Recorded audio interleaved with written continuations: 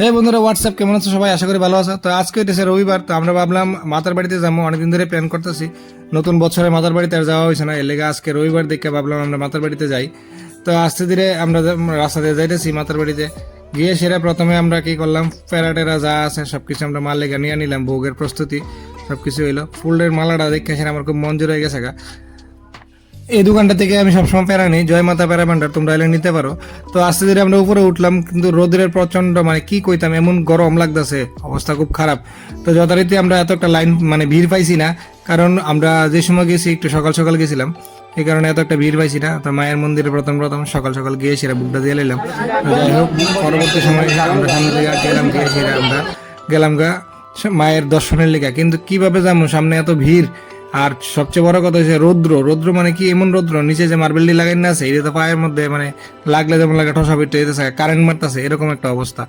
তো যাই হোক, কোনো রকম কষ্ট মষ্ট করে সেটা আমরা সামনে দিয়ে গেলাম, মায়ের প্রণাম করলাম, প্রণাম করে সেটা এবার আমি কেন একটু চরণামৃত নিয়ে নিই।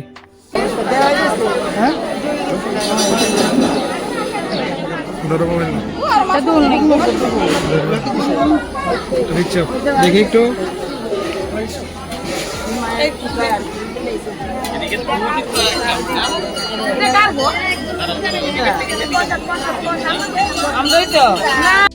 তারপর এখান থেকে আমরা গেলাম গা মহাদেবের মন্দিরে।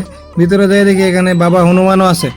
তারপর মহাদেব আর হনুমান দুজনের প্রণাম টনাম করে সেরা আমরা সামনের দিকে আগে গেলাম গা। কিন্তু কি কমো, এনে কোনো চান্স নাই, মোবাইলটা উপর দিয়ে ধরে সেরা তারপর একটু ভিডিও করলাম, কারণ মহিলারা সবাই শিবের বেশি ভক্ত।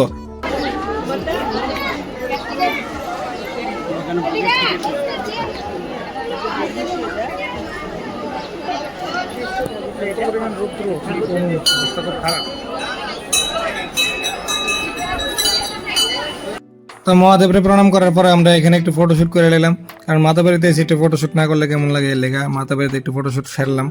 এবার আমরা একটু সামনের দিকে যাইতেছি, গিয়ে দিই হঠাৎ এক বাবাজি আছে এখানে। বাবাজি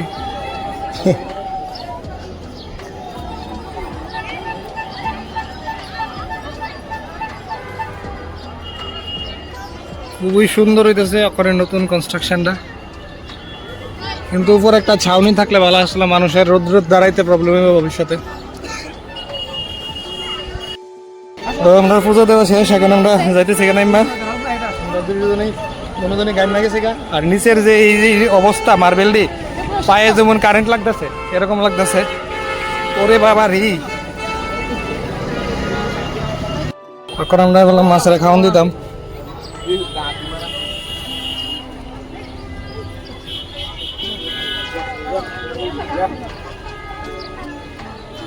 ধরো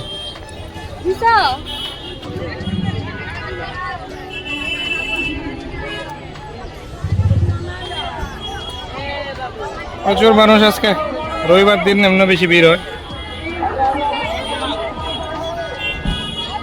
কিন্তু গরম কিন্তু প্রচন্ড। তবে সবচেয়ে বড় কথা হয়েছে, আগে যে পরিমাণে মাছ এবং কাসিম দেখা যেত, এইসব আর এখন দেখতে পাওয়া যেতেছে না। ঘটনাটা কি তা আমরা জানি না।